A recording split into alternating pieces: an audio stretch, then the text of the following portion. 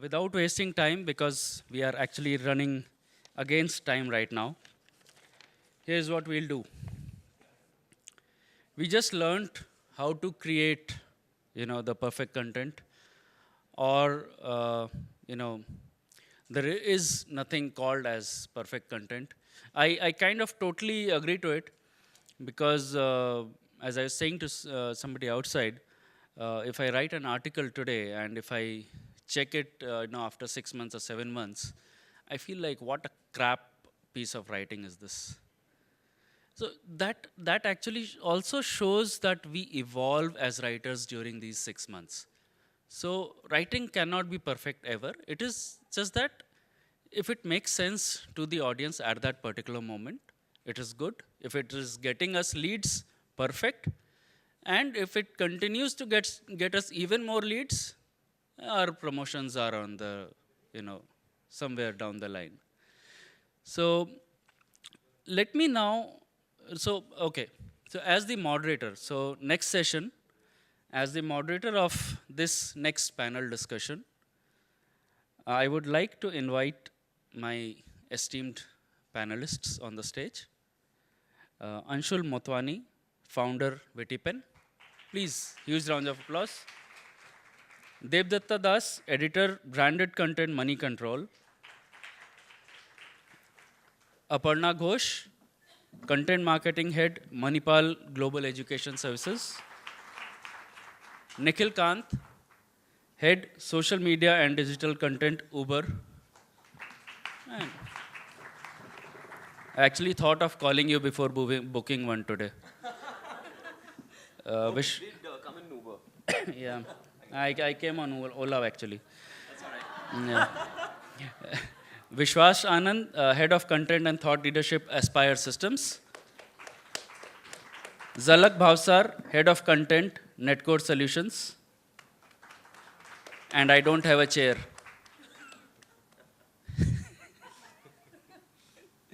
Please, Zalak. Okay, nonetheless, okay, I don't have that. I was thinking actually, I was getting bored of standing there actually. This is much better, right?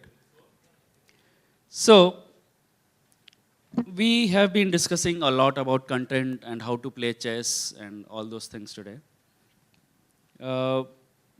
We have talked about how there is, to reuse the word plethora, yes, I'll come there. Plethora of content types and varieties available, right? So there is a huge quantity available. Everybody is writing something, everybody is posting something, everybody is, trying to make their own mark in the digital arena.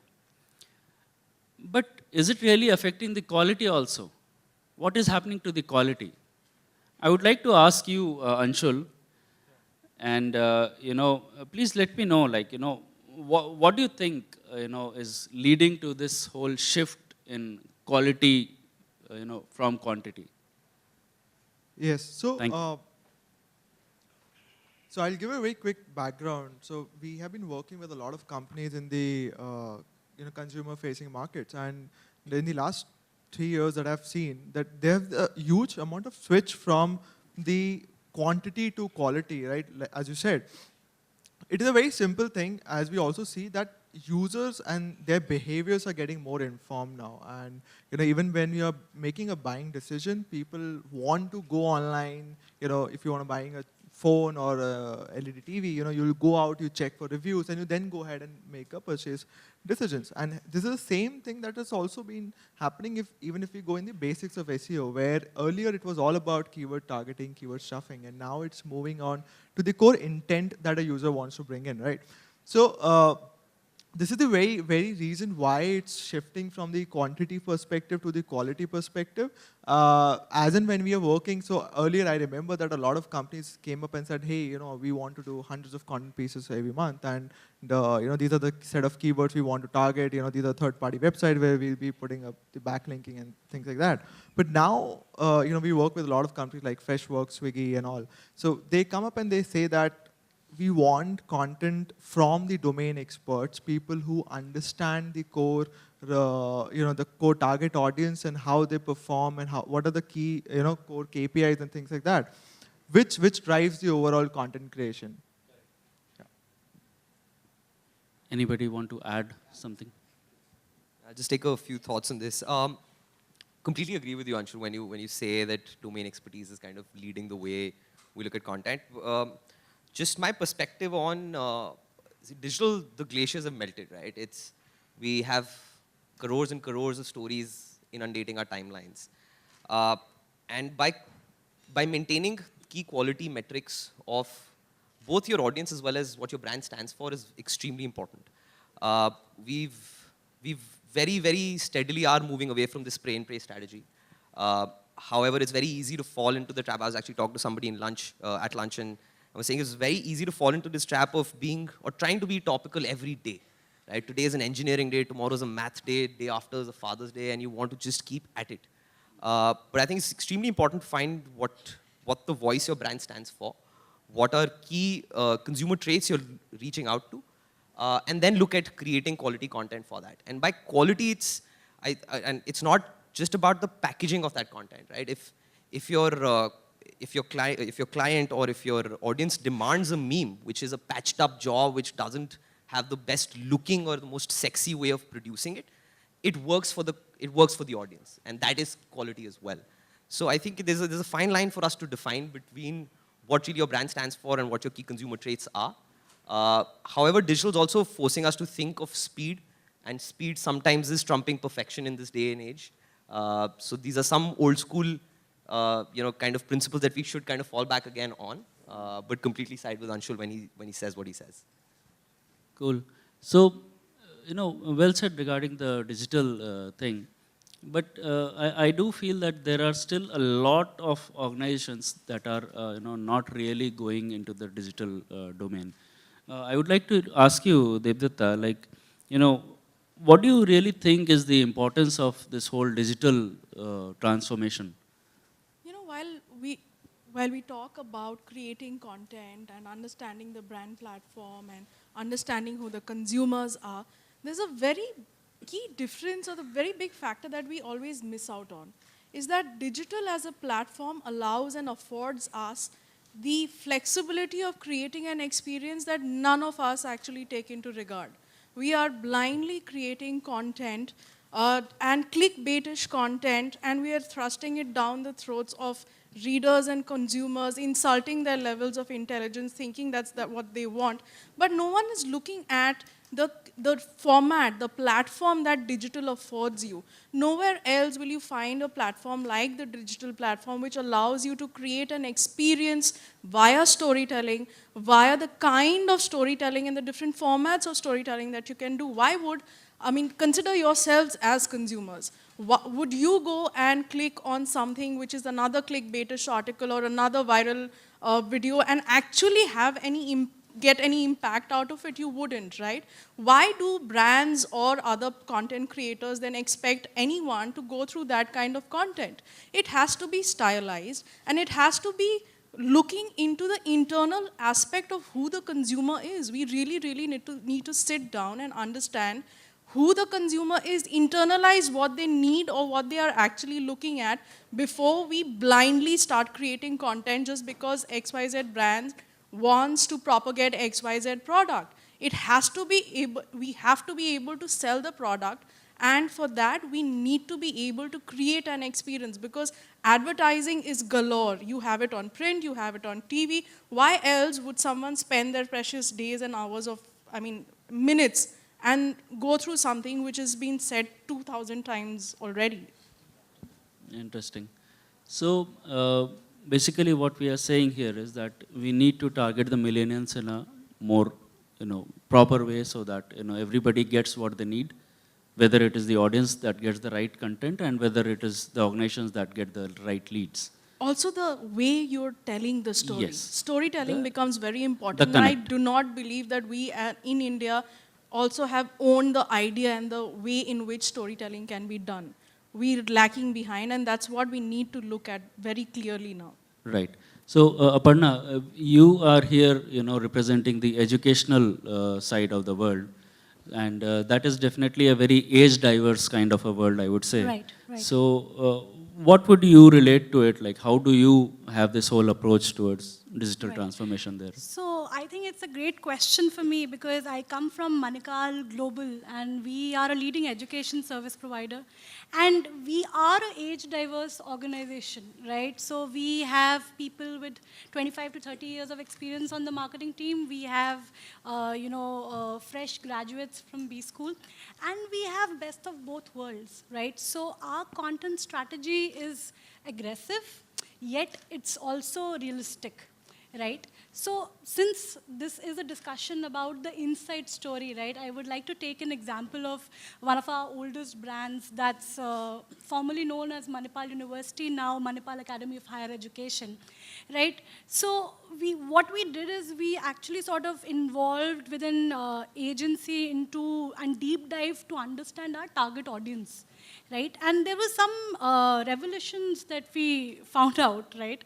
So when it comes to millennials, right, typically from 1982 to 2000, and Gen Z, that's 95 to 2000, there is a difference between those two generations as well, right? While millennials are digital natives, your Gen Z are pretty much born digital, right? So when millennials were actually learning cursive, so the Gen Z is actually collaborating over video calls to, do their homework, right? So there is a big difference in the way today's generation is actually making their decision of joining a university, right? They back up everything with online research, right? They research a lot, they do online search, and it is very important. So it's not about being at the right time, at the right place anymore. It's about being at all the right time, at all the right places everywhere, because they're using YouTube as their library. They probably won't even go to their campus library. They probably go to YouTube. They study and research and read reviews on Quora, right? So what we did from a content strategy perspective is whether it's academics, whether it's about rankings, whether it's about placements, we tried to place all our content at the right channels, at where our TG is going. Also, it was like Vishal said in his session today, it's also about using the right narrative, right? And we took experience education because Manipal University is all about experiencing education, right? So that was the whole story about how we sort of did our content strategy for Mahe. Interesting. So, but talking on those same levels, I think, for those who have kids and for those who know of, kids in the family, the attention span of everybody, whether it is kids or us adults also, it is, going down at a drastic level. I think we are spending lesser time than even goldfish, that can spend Definitely. almost 7 seconds, and now we are going to 4 seconds. So I would actually like to ask Nikhil, what exactly do you think a role can be played by long form content in such a situation? That's a question for the record books, honestly. We've been grappling with this long versus short for a really long time, I think now. But I would just like to give a couple of perspectives in this. I feel there is a place for all formats and all forms or durations of content. When you're looking at functional creatives or when you're trying to solve a problem, the shorter, the snappier it is, the better it is, usually. There are exceptions to the rule always. I have this great example that I saw once. There's a brand called Lowe's. It's a hardware store based out of the US. And when when Vine launched, which was a 6-second video format, they did this beautiful series called Fix in 6, which was DIY things that you could fix inside the house in 6 seconds. Now that's functional, but short and snappy and something that a person of any age would want to consume. But on the other hand, when you're trying to tell narratives, when you're trying to tell stories, which requires a certain involvement from a consumer, I think long format plays a very important role. To quote what a lot of panelists, especially Paula, was talking about, the Game of Thrones example. There's a reason why that 58-minute episode has you by the tenterhooks, and there's a reason why you want to binge watch the entire season in like an overnight session. And I feel if you've got the story right, the duration doesn't matter. I've made videos which are 3.5 minutes, but they feel less than 30 seconds because I can be personally biased, but you're so involved in that. And at that time, it's honestly about that first frame or that thing that makes you stop your thumb. And if you're into it, you're into it. And then the format and then the duration doesn't really matter. So once that perspective, the other perspective, which I think it's that we as digital marketeers tend to forget often, is India's not just this English-speaking us, us kind of people. With the advent of Geo, the opportunities of digital have unlocked millions and millions of people, and those are people who've never really had a Facebook account, and those are media-hungry people. I give them a 5-minute, they will watch it. I give them a 10-minute, they will watch it because it's their first experience with what the digital world has to offer. So I think there's a time and place for every kind of format. Like the earlier panel, there is not a right answer to whether long format is the way to go or short format is the way to go. Both of them have important places. But I think it's about hitting the note at the right time. And how well can you tell the story? Sometimes a 6-seconder will be far less efficient than a 3-minuter, and vice versa. I'm pretty sure that, this whole scenario changes, in every domain, every industry that, we are talking about content marketing here today. Vishwas, from a B2B perspective, how does it, look like, the whole world of consumer marketing and, approach to content writing? So he was talking about long-form content. Yes. So I'd like to take a study which was done by Moz and BuzzSumo. So they actually analyzed 1 million articles, and the average number of shares actually went up when the long form of content comes into play. So if it's over 3,000 words, because it's a high purchasing power decision, then the number of words actually makes a difference. And consumers actually tend to buy it when there's a long form of decision making involved. So that's when it changes from a B2C to a B2B kind of environment. And just to put all of this into perspective, I just wanted to, we're talking about short attention spans as well. So the whole content landscape can actually be broken down. In 2017, there was this Dome survey that was conducted. And they actually had that during every minute of the day, there was around 4 lakh tweets being generated, around 41 lakh odd videos being watched on YouTube, and around 1,400 blog posts being viewed. So given the amount of content that's being generated today, it's extremely important for differentiation, brand differentiation to come into play. And how a brand can actually differentiate on the storytelling should make for a compelling argument. So as we discuss about the kind of content, and if you look at it, I mean, topics in the B2B environment, like topics like blockchain. There were around 40,000 articles written during December of last year. But then how many can actually stand out from the crowd? So that is actually a key topic of relevance that needs to be conveyed. And how can actually brands stand out? So I've devised certain models around it, which I'll probably come to in the near future. Interesting. Just note out of the book. I don't know how many of you were here yesterday.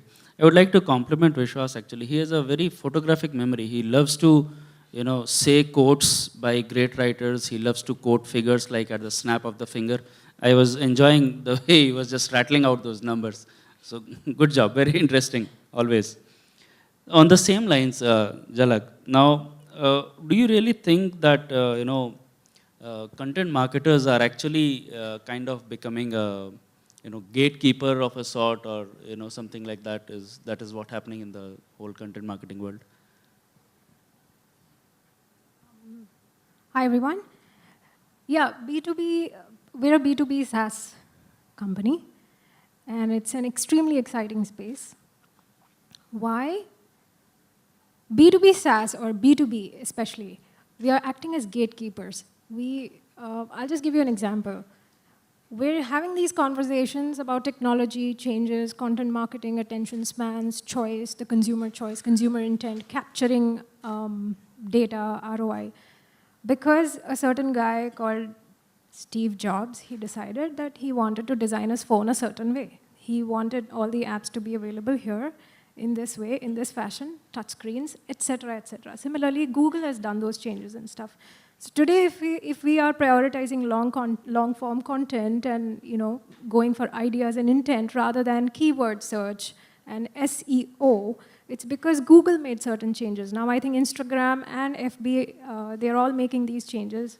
Instagram wants to deprioritize the number of followers. Now this is going to lead us to create certain particular kind of content. So I think as B2B SaaS people, we are bringing in that value where we are voting for a particular kind of technology, enabling you people or the marketers or us guys in general to use a certain kind of technology and help us make the right kind of changes and tweaks as we go forward. So every time you go for a particular product, make that choice over the other one available in the market, then you are inspiring a change. You're voting up or you're voting down. I think that is driving that conversion, that conversation as well. Thanks. Very interesting. So, taking a second off, like today morning in Meghla's session, she showed a Ferrari being put on a bid, right? A Jaguar. That was on a bid on the social media platform. And in the previous panel discussion also, there was a discussion around how Instagram can be used for content marketing strategies. Yesterday I was watching a webinar regarding how to increase your Instagram followers kind of thing. And there were a few case studies that were very interesting. And there's a guy who's recreating, 4x4 trucks, jeeps kind of thing for all terrain. And he's using Instagram as a direct platform for selling those things. And without spending any money, any budgetary constraints or whatsoever, he's making good amount of sales and earning good income. Now, on the same lines, I have been following a few of you on Instagram, not all, and Anshul is one of them. So I would like to understand, Anshul, like what exactly would be a strategy if you want to increase your number of followers, say 500 million or something like that? Oh my God, that number is pretty big. Let's make it 5 million. Yeah. Drop 2 zeros, no use. No, so probably what we are here. So if I talk about Instagram, it's about better creatives, and probably Vishal also gave a good amount of information. The 500 million number, reminds me about the next 500 million vernacular customers that a lot of businesses are, targeting, and they want them to come online.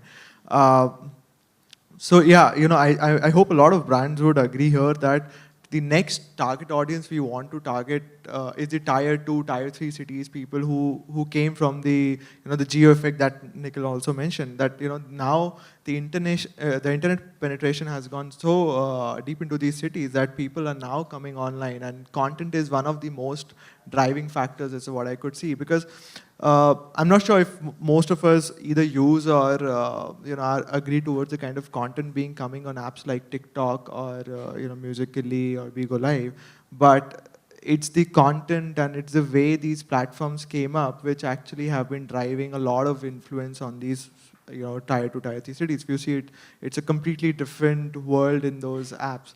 And so for brands, the another chapter which I am considering is the vernacular space, where people want to go out and they want to tap these customers here, because so what I read was there are around in the next 5 years, every 9 out of 10 users who come online will be the one who will be preferring regional language as their first preference, right? So that is where I think the next 500 million users should come, probably on any channel like Instagram or Facebook. Okay. If I may just add one bit on this. This whole talk of followers is something which is so disillusioning for me personally. And I've dealt with this. I come from an agency background where I've unfortunately run like campaigns and fan campaigns, which was 2010, 2011. But all of us know about Facebook algorithms and Instagram algorithms now. Your organic reach is as good as zero. And because media plays such an important role here, and the way you segment your audiences, and unless you're looking at quality engagement, you having 500 million or billion followers on your page won't count for jack. It really doesn't make any difference for anybody. Unless, A, your content is so engaging that people organically engage with it so much so it kind of comes up on their timeline, you know, how the algorithm works. And unless you put money behind it, it really doesn't reach anywhere. So what is the whole point of followers? I have 500 followers on my page, I can put $30,000 and still get the engagement that a million plus fan page can get. Well said. Just on a side note, the benefit of having more number of followers comes if you're trying to promote your own brand rather than the company's brand, because that's when you start getting paid for your followers. Completely. I'm coming in from a perspective of a brand, so please Exactly. bear with me when I say this. So, Vishwas, on those same lines, what do you think is the role of influencers on Instagram or any other social media platform for that matter? So we ran this campaign, the Millennial Banking campaign last year. So the idea of the campaign was to engage millennials in a community. And we engaged a lot of banks in the process and had them come on board. So before that, I'd like to talk about my 3A model of authenticity, accuracy, and agility. So because this relates to it. So authenticity is all about trusting the brand's integrity. So it's about upholding the brand's integrity at all points of time. Accuracy is about that specific message being able to stand the strength of credibility. And then finally, agility in this age becomes very important because brands need to be nimble enough in order to either put out information or take down information as and when it's timely. So in accordance with this 3A model, so we looked at the millennial engagement campaign and we realized that millennials are not actively engaging with their banks because they feel that banks are not, or financial institutions are not offering them anything unique. So half of the millennials in the US, since the US is our preferred audience, half of the millennials actually believe so. And it was time for the financial institutions to actually wake up and understand the reality that fintechs are taking over the space of experiential banking. And so we brought in a lot of influencers in the process, so to answer your question. So who actually believed in the millennialization of everything. So we had Jeremy Bokken come in from HSBC, he was the Chief Innovation Officer, and a lot more influencers who actually spoke about it. So the idea of influencer marketing actually worked for us because it was speaking with that authentic tone of voice. So authenticity was the key here. And the ability to actually do primary surveys around it, and those primary surveys actually reflecting what the influencers are also talking about, that made a difference. And agility also comes in because we also ran the Scoop edition. So every month we had a Scoop edition of what millennials actually need. So what millennials need, so across the market. So looking at Citizens Bank and Bank of Singapore, they ran very interesting stuff around millennial engagement strategies that made a positive difference. So what we realize is that when all of this is taken into account, that when the 3A model comes into play, then the creativity and etc., the storytelling aspects of it actually automatically falls into place. So it's when the art of, I always say this, it's when the art of a science makes the science of an art possible. So that's when content creativity can actually reach the pinnacle. So that's how I describe it. Interesting. So, Devdutta, on other lines, so there are both advertisers and publishers who are in the foray, who are trying to create good content and meaningful content. What do you really think, would help them to reach the customer in a better way? See, as I was saying earlier, it is very important that we understand what the brand stands for, what kind of platform are they approaching for the messaging, and through that platform, who is the consumer that they want to target. Internalizing all the three of these would create something of an understanding where one can say that this is the messaging one would do correctly. However, that doesn't happen more often than not. What happens is a brand coming up saying, we want to propagate or promote XYZ product from our stables, and the platform being told by the brand that this is the kind of messaging we want to do. However, there is a clear disconnect between what the brand wants to do, what the platform stands for, and therefore what the consumer is coming on the platform for. So understanding any kind of advertisement, any kind of marketing you're doing is to reach your consumer, your target consumer. If you fail to understand who the consumer is, and create content that does not do justice to what the consumer wants to read, then any kind of money spent on any kind of content is an exercise in futility. That is, I mean, we've seen it with Money Control. A lot of these financial clients come to us, right? And most of them want to do a lot of educative information giving on, like invest in equities, invest in mutual funds, invest in general insurance, term insurance. But what most people overlook is that how many consumers are actually sitting there looking at this kind of messaging? Or how many people can come and how many different kinds of people and companies can come and do the same kind of messaging without really appealing to the consumer? So who is the consumer is at the core of anything that we tend to create. So from where I sit and what the kind of content I create, it is extremely important that I'm able to understand who my consumer is, and therefore be able to understand what the brand is trying to propagate to them, and curate a kind of content that includes a lot of storytelling. Tell them a story, make it relevant to them. Why would a consumer want to buy anything just because you're asking them to buy it, right? It has to be driven through stories, it has to be made relevant to them, and only then will you make any kind of impact. The whole ball game is so ROI driven, it's so number driven that we often forget that it will only have any kind of impact when the consumer has been spoken to with complete honesty from the brand's front. That somehow reminded me of, dealing with kids, right? That is so true. I mean, like, unless the kids realize what is in it for them and the benefits they will have, whatever content strategies you use, they won't work on them. Okay? On similar lines, Jhalak. So let's talk a bit about, the authenticity of all these exercises in a pre-advertising, post-advertising world. Okay, post-advertising world, yes, that's true. There's a lot of noise going on in the media about living in a post-truth world, but as far as content marketing is concerned, we truly live in the post-advertising world.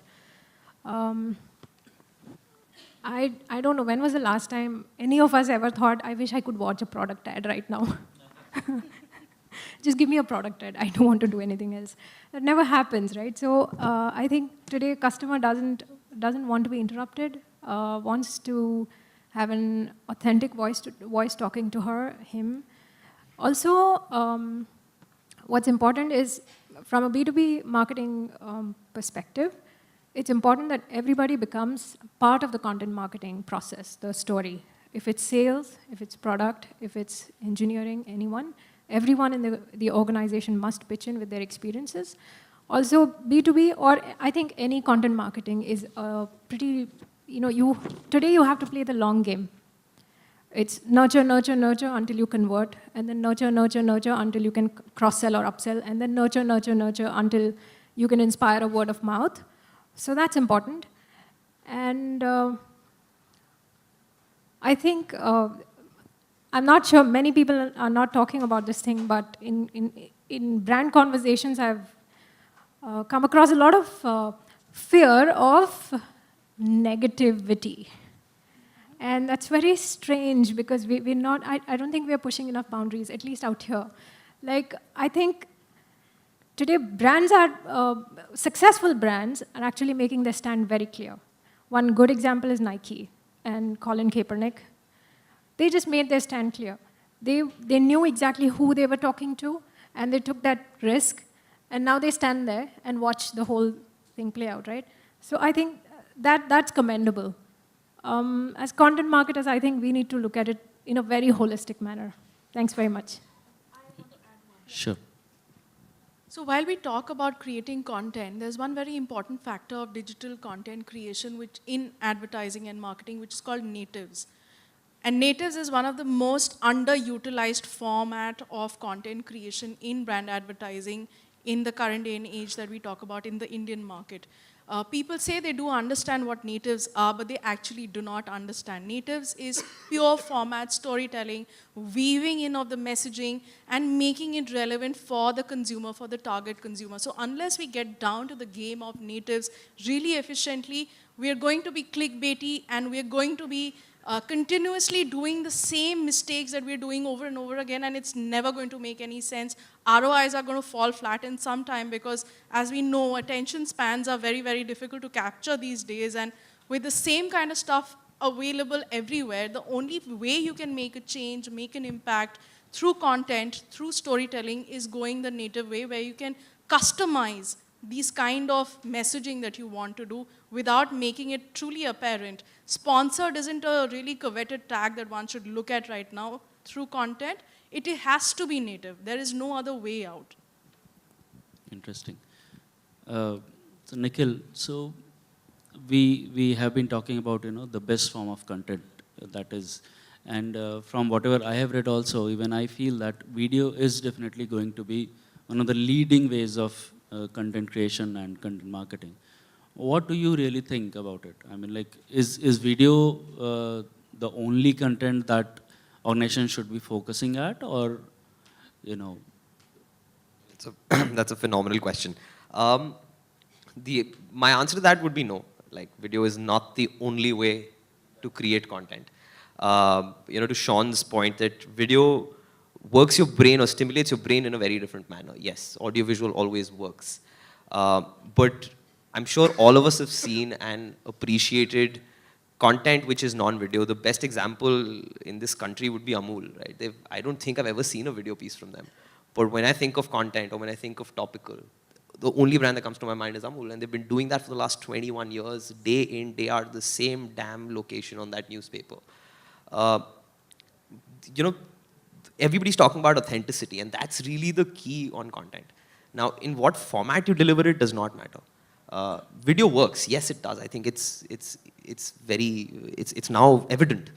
But let's not forget the values and the and the reasons why other pieces of content are there. There is a reason why 140 character now a 280 character tweet works. It has made brands. It has destroyed brands. A very recent example of Elon Musk's tweet. It has destroyed his credibility. But that's also content, right? At the end of the day, it's not just about that audiovisual song and dance. There are other facets of the way we talk to consumers, or the way consumers talk back to us. At Uber, we've recently done a campaign on the ICC Women's T20, which just happened. It was a campaign called Jersey Knows No Gender, and I didn't do a single video on that. And all it was this hashtag, and I wanted people to talk about it or talk with it. And it's generated immense positivity for us. The world over, a lot of cricketers have stood up and taken notice of that. It's worked the same way a video would. But I think as long as we, going back to, as long as we're real, we're relatable, and we're relevant, everybody's doing a AAA, RRR, SSS kind of a model, so I thought I'll also slip in one of mine. But as long as we're real and authentic about the way we're delivering the message, how we deliver it does not really matter. Of course, it needs to suit a particular format. It needs to suit a particular location. So I would like to add here. Please. So a very sort of underutilized content format and a very cost-effective one is blog videos, right? Because videos typically, a lot of times you sort of get this answer from brands, oh, we don't have budget for so many videos, maybe next quarter. And you are doing the long format blogs of 1,000 words or whatever for your SEO. But when you're actually sharing those blogs, you're not getting those shares, likes, comments. But the moment you sort of convert it into a blog video, you start, because it's visual. It's something that appeals to the TG. So that is something that really works. So blog videos is a great format to use. Yes, and I think there's some good news that there are a few free apps and tools that help you convert your blogs very quickly. Yes, very you just have to ones. keep in mind the number of words here also.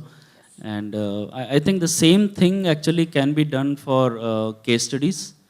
And something that was appreciated that we did at Signity was creating an ebook out of our existing case studies, blogs, and white papers. and it was around a particular theme of agile and DevOps, and AI, and we kind of collected all our best moving articles and content around it. We created a nice looking small ebook around that, and with good images properly formatted, and when published it was appreciated quite a bit. So I think it is all about sharing content that is that you are comfortable writing in, that you are comfortable scheduling. So there are a lot of people who are comfortable writing only one blog a week. There are organizations that are publishing 4 blogs a week. There are companies that just do one case study a month kind of thing. Just decide a schedule and stick to it. Something that has worked for me always as a writer and as a content creator and a marketer is being consistent. If I know that 2 blogs have to be published from Signity every week, like every Monday and every Thursday, there have to be 2 blogs published at 6 p.m. They will be published. What happens is that people start getting used to it. That, okay, we will see a notification from Signity at 6 p.m. today regarding a new blog on a new topic that is relevant to us or not. So what I'm saying is when you start pushing content on a regular basis on all your social media platforms, it leads to creation of loyal readers, loyal audience, and that is where we start to see the result in ROI and leads and all those things. So I think with this, I would kind of summarize this whole session, unless I would like every one of you to share just maybe one takeaway, like the inside story of content. One point, starting Vishwas. I've always said this. I mean, content social sharing is down, and all of us need to have a strong brand differentiation in terms of the storytelling we want to convey. And staying authentic, accurate, and agile to your brand promise is actually the key to go forward.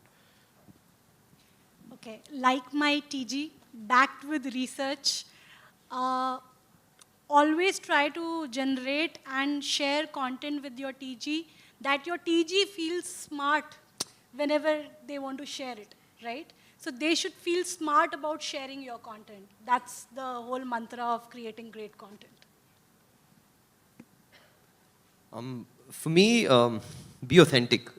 The more real you can get, the better your content is. It doesn't need to be packaged like a Game of Thrones episode. It's okay, but as long as you're telling the right story and a real story, it works. And second is be ready for the next wave of growth. It's tier 2, tier 3, it's regional content, it's everything apart from English now. I think those are 2 big trends that I'm foreseeing in the next future. Futuristic marketing, right? Yes, absolutely. At Money Control, we create a lot of vernacular content because our market, our TG, our readers are spread. I mean, there are tons and tons of people in tier 2 and 3 cities that like to invest in the markets. And as a result of that, what we've truly gotten down to understanding is who our consumers are. So when a brand comes to us saying that they want us to propagate or design a campaign for certain products, we know exactly who we are going at and we know exactly how to manage. So knowing, as I've been saying, knowing the consumer is the end ball game. If you've known the person who you are talking to, then half your battle is won right there. Yeah, so I'll just continue with what she said, because in the B2C segment, if every content that we should create should be relatable, because that drives the engagement. And if I consider about the B2B market, just to add it here, knowing the buyer persona really helps, because most of the time when we are creating content, we do start at the content strategy level. We do have a buyer persona, when we're targeting, but we do forget it a lot of times when we are creating the content. So even, the moment while we are creating the content, if we think of the buyer persona and then we go about it, I think that should, really help in the final engagement, the conversions. All the good things are done. Okay. All right. I still have 2 things. One is especially for B2B content marketers, keep your customers smart. Keep them smart. my co-panelist here said, make them feel smart. I'm saying keep them smart. Keep educating them, keep making them more and more aware of all the options available to them, how they can improve so that we get to engage better with them. And in general, I would say, stay cool and respect your customer, respect your user. Regional languages are not uncool. You can market something of high value to even somebody who doesn't look like that. So understanding your customer is one thing, respecting them is quite another. If you're talking to a college student, don't assume that they don't know these things about B2B and this and that and content marketing and stuff. People are very aware today. Thanks. I agree to all of them. So with this, I would like to call for a closure of this discussion. Anybody has any specific questions?